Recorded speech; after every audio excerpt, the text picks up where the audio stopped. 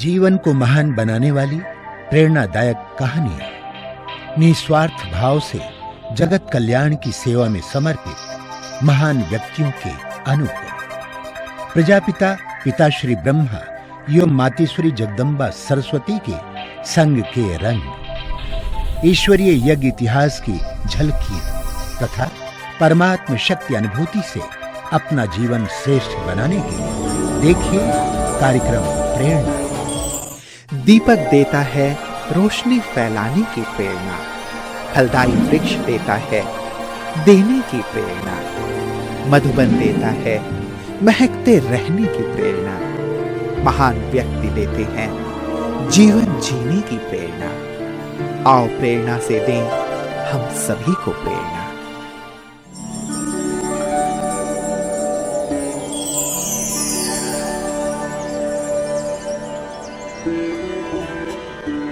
गुजरात के कच्छ जिले में स्थित गांधीधाम तेजी से विकसित हो रहा एक नगर है।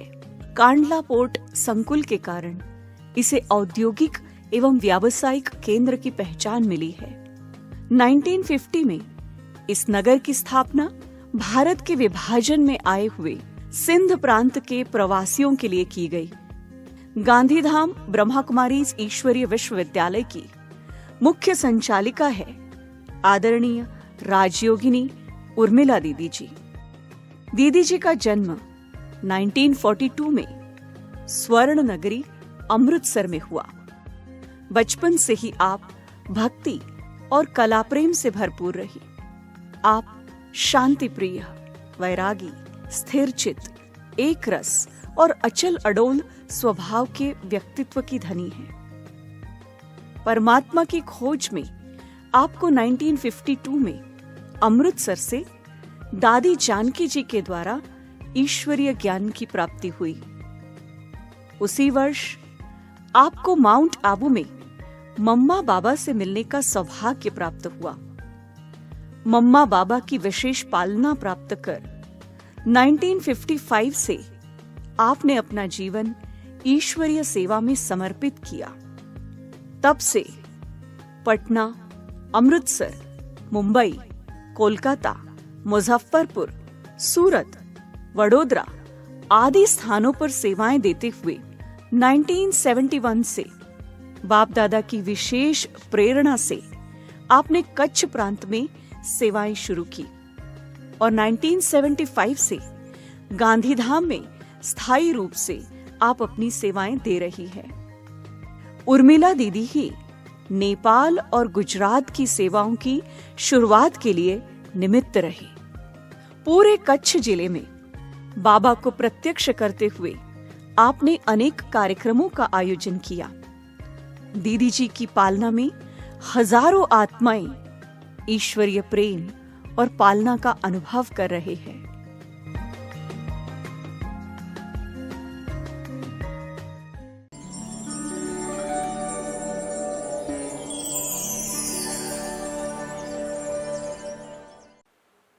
मेरा लौकिक जन्म जो है वो अमृतसर पंजाब का है और रॉयल फैमिली से है। शहर के मुखिया जैसे होते हैं तो हमारे नाना दादा के नाम से गलियां बजाते, ऐसे परिवार में। तो मैं बचपन से ही 3 बरस की उम्र से मुझे याद है कि भक्ति में माता जी भेज देते थे ठाकुर द्वारे, तो श्री राम जय राम बोलते थे। और फिर जितने भी व्रत ये वो सब, मतलब मंगलवार का, शनिवार का या दूसरे भी कोई होते थे, माता जी भक्ति वाले थे। तो मैं जैसे ही 7 साल की हुई तो मेरे को कहते हैं एक अध्याय गीता, एक अध्याय रामायण, एक अध्याय भागवत ये पढ़ेगी, 8 बार माला फेरेगी, तब तेरे को नाश्ता दूंगी। तो कई बार मैं ऐसे बिना खाए स्कूल चली जाती थी, तो पिताजी टिफ़िन लेके आते थे। ऐसे करके 7 से 9 के बीच में मेरे को 2 बार बैराग आया था, क्योंकि मैं किसी का दुख नहीं देख सकती थी। तो बाहर मैंने किसी का ऐसा देखा तो मुझे हुआ, हे भगवान, तेरी दुनिया में ऐसा है, मुझे इस दुनिया से उठा लो। और मैं जो भक्ति करती थी, व्रत नेम करती थी, अखंड पाठ होता था, तो मैं खास रात के टाइम लेती थी, रात के टाइम, कि भगवान जी मेरे को जल्दी मिलेंगे, ऐसी भावना रहती थी। फिर समझो ये मेरी जो पढ़ाई है वो मेरी अमृतसर भी हुई तो बॉम्बे भी हुई। मैं बॉर्न चाइल्ड अस्थमा की पेशेंट थी, तो डॉक्टर ने पिताजी को कहा था कि लड़की को ख़त्म करना है तो अमृतसर रखो, नहीं तो गर्म जगह ले जाओ। तो वो मेरे को बॉम्बे ले आए थे। बॉम्बे में मासी जी के पास ठहरे, वहाँ पर से मैं अंधेरी स्कूल में जाती थी। तो 9 साल की उम्र में मेरे को ये 4th पास करी। मैं पढ़ाई में भी होशियार थी, डांस ड्रामा ये खेल कूद उसमें भी मेरा वो था, होशियार काफ़ी थी। 9 साल की उम्र में 4th पास करी। उधर अमृतसर में पिताजी को याद आने लगी तो बोला उर्मल को लेके आओ। तो वो अमृतसर मुझे लेके गए। मैं 5 भाई बहनों में सबसे छोटी हूँ। तो मेरे को जब स्कूल लेके गए तो अमृतसर के जो स्कूल में मेरे को लेके गए, तो वो जो प्रिंसिपल जो पूछता जाए मैं फटाफट जवाब देती जाऊँ। तो बोला इसको तो हम 10वीं में ले लें।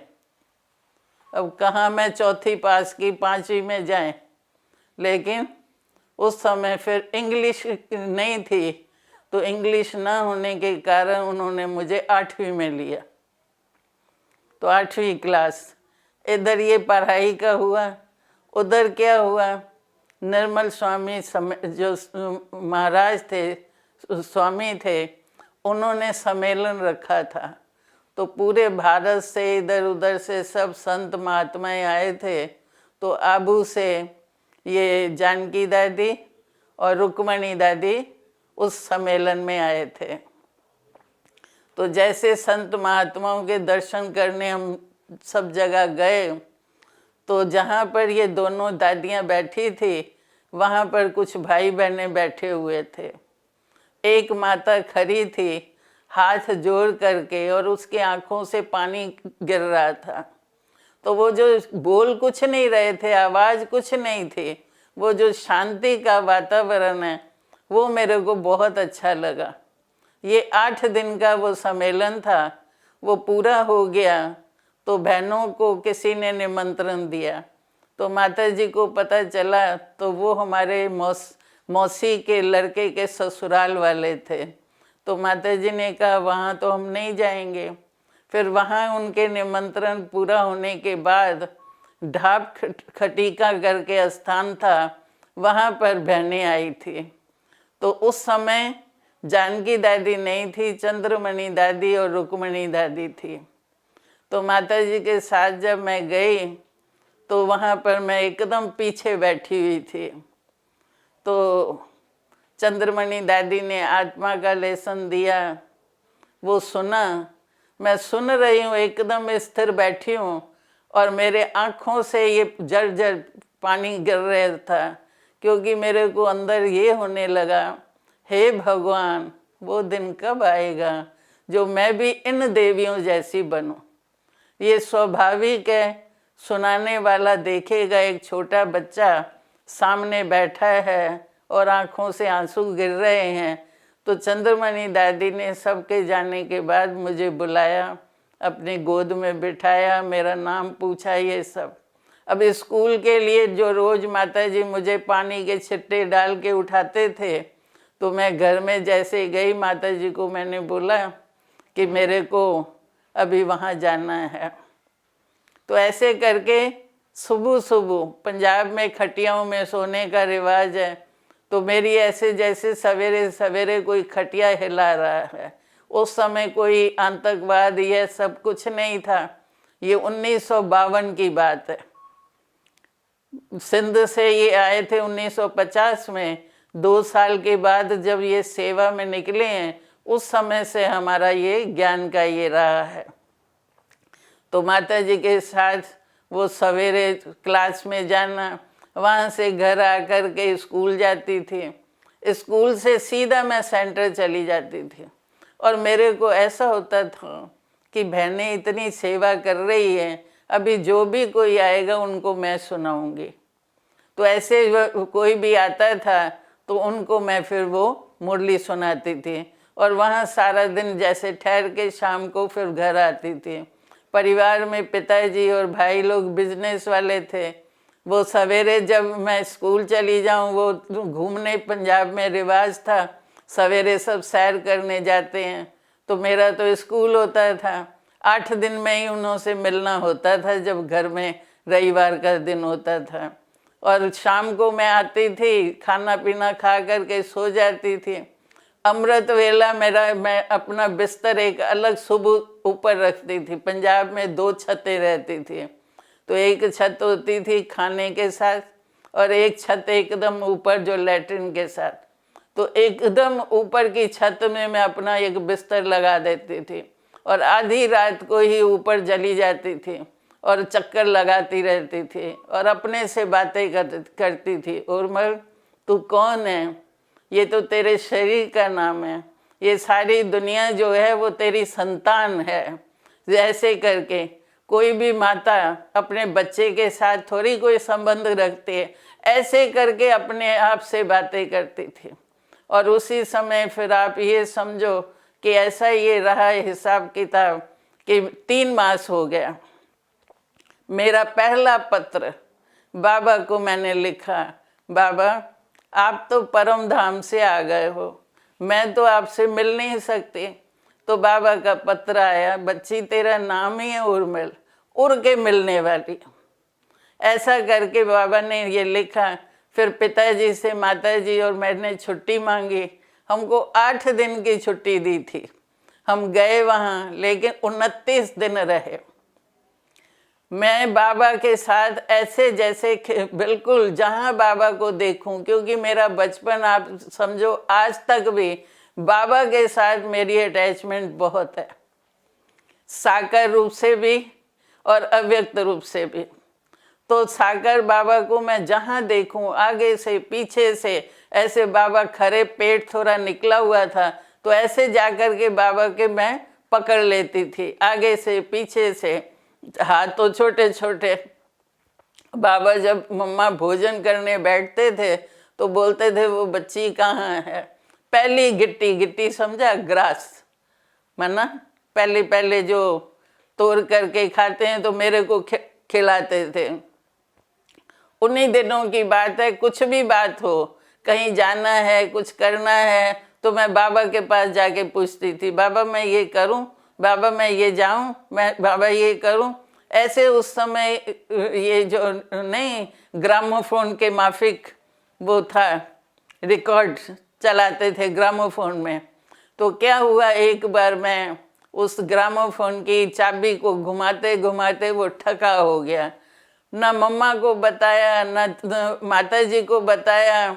हमारा ब्राह्मण, हम लोग सिर्फ 3-4 जने गए थे और हमारी ब्राह्मणियाँ जो थी वो चंद्रमणि दादी और रुक्मणी, ये दोनों थी, 2 पड्डे और 4 समझो जाने वाले।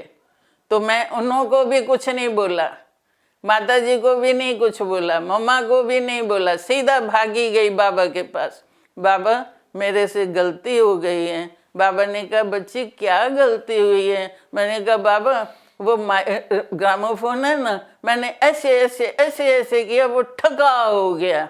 बाबा ने कहा बच्ची वो मशीन है ना, उसको हाथ नहीं लगाना होता। मैंने कहा बाबा अभी मैं नहीं लगाऊंगी।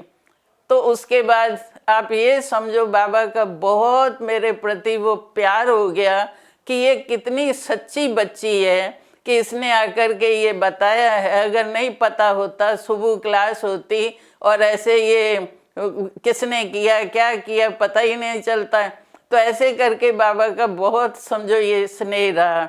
और फिर एक दिन मैं बाबा के साथ जो घूमने जाते थे, तो बाबा का हाथ पकड़ना तो मैं समझती थी मेरा अधिकार है। तो मेरे को काली फ्रॉक परी हुई थी, तो बाबा ने कहा, बच्ची तुम मेरी बच्ची हो ना? मैंने कहा हाँ बाबा, मैं आपकी बच्ची हूँ। तो बाबा ने कहा, बच्ची ये फ्रॉक नहीं पहनना। मैंने कहा बाबा अभी मैं नहीं पहनूंगी। बाबा ने मधुबन आकर के जो सिलाई वाले हैं उनको बोला, इसके माप के जो ड्रेस हो इसको 2-3 ड्रेसें दियो। हम 29 दिन रहे और वही ड्रेस पहन करके सबको ऐसे लगता था कि जैसे यहाँ की कोई सोल गई हुई जैसे यहाँ आई है। जैसा मेरा सभी के साथ मिलना जुलना होता था, पूछना करना होता था, तो सबको ऐसे लगता था। फिर क्या है, हम अमृतसर में आए, परंतु रास्ते भर जैसे शिव बाबा ही सामने आवे, ऐसा ये चल रहा था। अमृतसर में आने के बाद ये जो जाने की बात थी, उसके पहले कि मैं ये बताऊं कि ये जो क्लास चंद्रमणि दादी की क्लास में जो मैंने बताया ना कि ऐसे, तो उस समय ऐसा मेरे को हुआ कि वो बच्चा ही किस काम का। पहला दिन तो आत्मा का लेसन लिया, दूसरे दिन परमात्मा का लिया। तो परमात्मा के लेसन के समय मेरे को ये संकल्प उठा कि मेरे बाप का भी बाप, सारे विश्व का पिता, वो जो विश्व परिवर्तन करने के लिए आए हैं, ऐसा बच्चा ही किस काम का जो बाप के कार्य में मददगार ना बने। ये है मेरा सेवा के लिए संकल्प का फाउंडेशन। तो ऐसे करके मैं समझो घर में भी आकर के जो सबको सुनाना करना, घर में मैंने क्लास चालू कर दी। छोटे छोटे बच्चे या माताएं कोई भी है उनको सुनाना शुरू कर दिया। हमारी जो प्रेम बहन है जो देहरादून में थी, वो भी हमारी गली में ही रहती थी। उसकी माँ की भी समझो कि टीचर बनी, उसकी माँ को भी ज्ञान दिया घर में ही, फिर वो भी चलने लगी थी। ऐसे ये करके ये हिसाब किताब रहा। तो ऐसे ये चलते चलते जो है मैं 11 साल की उम्र से ही भाषण करना शुरू कर दिया। मैं डरती बिल्कुल नहीं थी। मेरे को होता था मैं महाकाल की बच्ची हूँ, कोई पैदा नहीं हुआ है जो मुझे झुका सके, हटा सके, फुसला सके। मैं किसकी बच्ची हूँ? तो इतना अंदर नशा, और बिल्कुल डरती नहीं थी। बाबा को, बाबा के घर को इतना प्यार से मेरे को ये रहता था कि ये मेरा घर है, मेरा परिवार है, मेरा बाबा है। अगर कोई कुछ कहता था तो उसको मैं फटाक से ऐसे जवाब देती थी जो बात मत पूछो। तो ये जवाब अंदर से जिगरी निकलता था कि यही मेरा बाप है, यही मेरा घर है, यही मेरा परिवार है। ऐसे समझो निश्चय से ये निकलता था। तो इस तरीके से मैं जब 11 साल की थी तो उस समय बाबा अमृतसर में आए थे। तो स्टेशन पर हम लेने गए तो मैंने बाबा से पूछा, बाबा आप पहले कभी अमृतसर आए हैं? तो कहा हाँ बच्ची 35 साल पहले आया था। तो एक दिन क्या हुआ, बाबा के साथ ये सेंटर पर ही चक्कर लगा रहे थे, तो बाबा मेरे को हाथ पकड़ के कहते हैं, बच्ची तू सदा गुलाब है ना। ये बाबा ने, साकार बाबा ने मेरे को ऐसे बोला कि तू सदा गुलाब है ना। तो ये भी एक बाबा का वरदान ही रहा है कि कैसी भी परिस्थितियां आई लेकिन सदा गुलाब का मतलब क्या कि सदा हर्षित रहना, ऐसा ही ये रहा। तो ये 11 साल की उम्र से लेकर के ये चला। फिर ये उसके बाद क्या हुआ कि मैं 12 साल की उम्र में मैट्रिक पास कर ली और 13वां मेरे को लगा था। माता जी और मैं, बाबा मम्मा दिल्ली में आए थे। तो दिल्ली में जो आए थे तो वहाँ पर क्योंकि मेरा बाबा के प्रति बहुत लगाव जो था, तो सामने से बाबा ने मांग नहीं करी। पिताजी को मैं कहती थी मेरे को अर्पण कर दो, तो वो कहते थे अगर फेल हो जाएगी तो मैं कहती थी पास हो जाऊंगी तब तो कर दोगे ना। मतलब ऐसे बाप बेटी की चर्चा चलती रहती थी। फिर क्या है कि ये बाबा ने माताजी को बोला कि इसको अर्पण कर दो। माताजी बड़े हैरान हो गए कि ये इतनी छोटी ऐसी तैयार है क्या। तो उन्होंने बाबा के आगे, बाबा मम्मा दोनों ही थे, मेरे को चिट्ठी लिख करके बाबा के आगे दे दी और मेरे को अर्पण कर दिया। खुद अमृतसर गए तो पिताजी ने मेरे लिए पूछा कि वो कहाँ है, तो माताजी ने कहा कि वो तो उसको तो मैं अर्पण कर रही हूँ। और बाबा ने मेरे को उसी समय पटना में भेजा, किला हाउस में। जालन साहब का नाम सुना होगा आप लोगों ने, तो वहाँ पर भेजा किला हाउस में। तो वहाँ से फिर 9 मास हुए तो पिताजी को बहुत याद आने लगी। तो माताजी ने बाबा को लिखा कि इसका बाप इसको याद कर रहा है। तो बाबा ने मेरे को आबू बुलाया, आबू से मेरे को अमृतसर भेजा। मेरे को अमृतसर जब भेजा तो मैंने कहा मैं घर में नहीं जाऊंगी। पिताजी रोज सेंटर पर आके मिलते थे। एक बार की बात है कि वहाँ पर वो माता जो है वो बाहर से विदेश में रहने वाली वो आई, उसकी बच्ची साथ में थी। तो पहले याद है ना, काले वो चित्र जैसे वो लगे हुए हैं अपने हिस्ट्री हॉल में, नहीं लगे हुए हैं 2 चित्र, तो पहले ऐसे चित्र थे, तो वो हॉल में लगे हुए थे। तो उसने बाबा को देख करके बोला ये आपके पास कब आया? मैंने कहा ये तो हमारे पिताश्री है, यज्ञ पिताश्री हैं। तो बोला कि ये तो मेरी 16 साल से संभाल कर रहे हैं। तो वो लोग 2-4 दिन ही अमृतसर रहने वाले थे, तो उनको कोर्स कराने के लिए मैं अमृतसर का बहुत बड़ा बगीचा है कंपनी बाग, वहाँ पर उनको सुनाने। तो आवाज़ भी मेरी बड़ी थी, लाउड स्पीकर की भी दरकार नहीं पड़े। बैठती ऐसे थी कि चाहे अगल बगल कोई भी सुने तो वो भी देखे, ऐसी जगह बैठती थी। और चित्र खोल करके उनको जैसे समझावें, कभी कहाँ कभी कहाँ, ऐसे समझाते समझाते क्या हुआ, पहला दिन हुआ, दूसरा दिन हुआ, तीसरा दिन जब हुआ तो उस समय क्या हुआ कि कुछ सरदारों का टोला आया, सरदार लोग आए और आकर के बैठे। तो उनका जो गुरु था, जो बड़ा था, वो मेरे से प्रश्न पूछता है, क्योंकि जानकी दादी के साथ भले मैं वो साड़ी वगैरह में तो नहीं थी ना, अपनी ड्रेस में ही थी। और मेरे कारण जानकी दादी दूसरे भाई बहनों को भी भेजते थे, माताजी तो होते ही थे, 8-10 जने साथ चलते थे। तो वो जो है बोलता है कि आपका ज्ञान क्या, आपका लक्ष्य क्या है? मैंने कहा हमारा लक्ष्य है मनुष्य देवता बनने का। तो कहा देवता वेवता तो देखा जाए, पहले मनुष्य तो बने। मैंने कहा सही बात है, पर मनुष्य के क्या गुण होने चाहिए वो थोड़ा वर्णन किया। फिर उसके बाद वो बोलता है, कहता है अच्छा, और उसके साथ जो आए थे वो प्रश्न पूछे तब ताली बजावें, हम उत्तर देवें तब ताली बजाएं। तो मैंने फिर उसने ये प्रश्न पूछा कि बहिष्ट क्या है, दोजक क्या है? मैंने कहा बहिष्ट है स्वर्ग और दोजक है नरक। तो ये तालियां फिर बजने लगी। तो मैंने फिर उन्हों को बोला कि ये कोई तमाशा नहीं है, जो वो भाई साहब कुछ पूछते हैं तो आप लोग ताली बजाओ, हम जवाब देवें तो ताली बजाओ, ये कोई तमाशा नहीं है, माताएं बहनें आपके सामने बैठी हुई है। तो एकदम शांत हो गए और मैंने कहा अभी हमारा टाइम हो गया है, अभी हम जाते हैं। दूसरे दिन क्या हुआ, 8-10 सरदार सेंटर पर आ गए। उनको ऐसा हुआ इतनी छोटी बच्ची में कौन सी ऐसी ताकत है जिसने हमारे गुरु को हरा दिया। तो वो बात उनके अंदर बहुत ये चली। तो जानकी दादी ने मेरे को कहा उर्मिल तुम ही जा करके इन्हों से बात करो। तो फिर उन्हों को मैंने वो गुरु नानक वाला एक ओंकार निरंकार ये निराकार परमात्मा है सारा उनको ये बताया। उन्होंने कोर्स लिया। जानकी दादी आबू गए, उन्होंने बाबा को पता नहीं क्या बोला कि ये शेरनी है। तब से बाबा मेरे को कहने लगे ये मेरी शेरनी बच्ची है।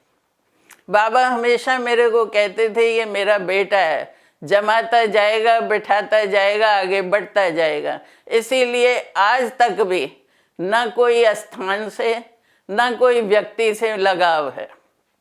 लगाव है तो एक बाबा से है, बाबा के कार्य से है और कुछ नहीं। बाबा का बनने के बाद बस यही रहा है कि बाबा मेरा और मैं बाबा की, बाबा का कार्य सो मेरा कार्य है। और हमेशा यही रहा है, ये न अपने मान की न शान की न नाम की कोई वो इच्छा नहीं रही है, नाम हो तो मेरे बाप का नाम हो, ये रहा है। और सदा ये रहता था कि जैसे जिसकी फैक्ट्री है मालिक है, लेकिन मालिक के कारीगर जो है, कर्ता जो है, अगर उनका सम्मान नहीं होगा तो वो कार्य कैसे बढ़ेगा।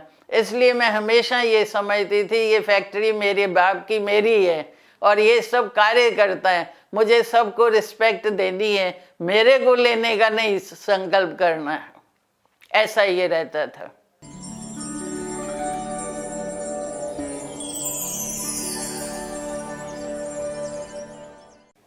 दीदी का व्यवहार जो था वो हमेशा अलौकिक रहा। दीदी कभी किसी भी भाई बहन के प्रति आकर्षण में नहीं थी। दीदी ने हमेशा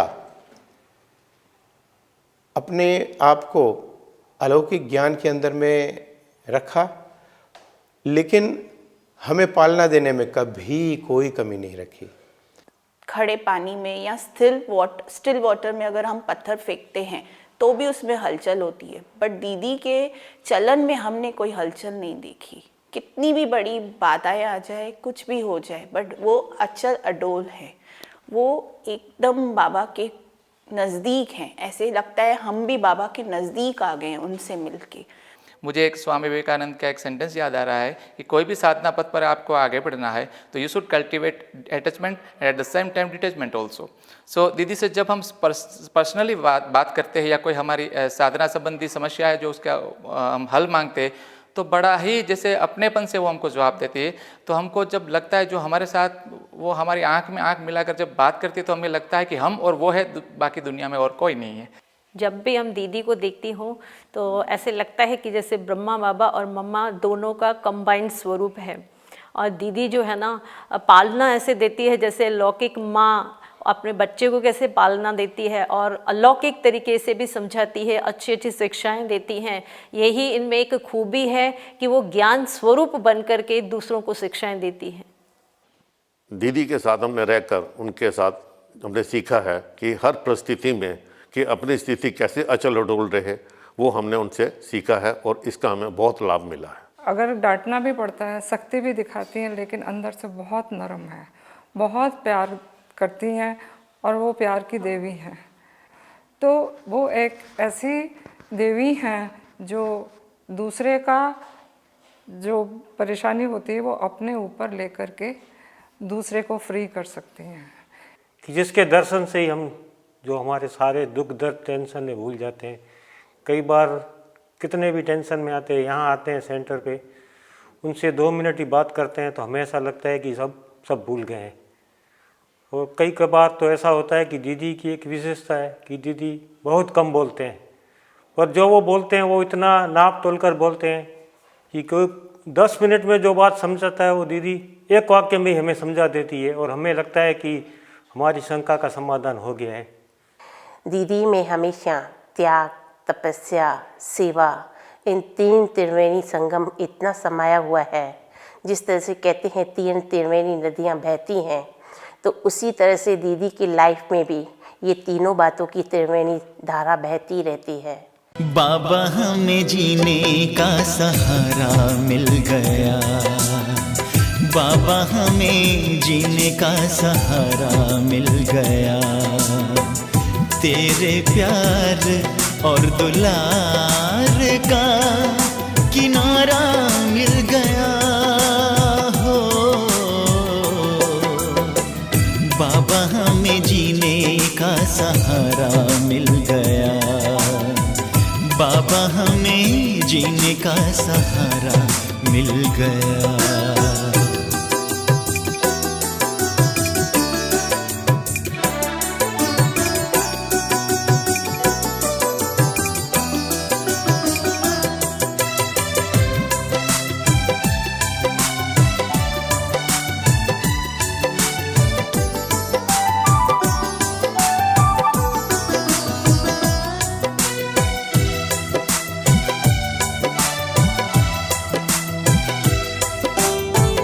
भटक रहे थे, भटकन में हम खोज रहे थे, गलियन में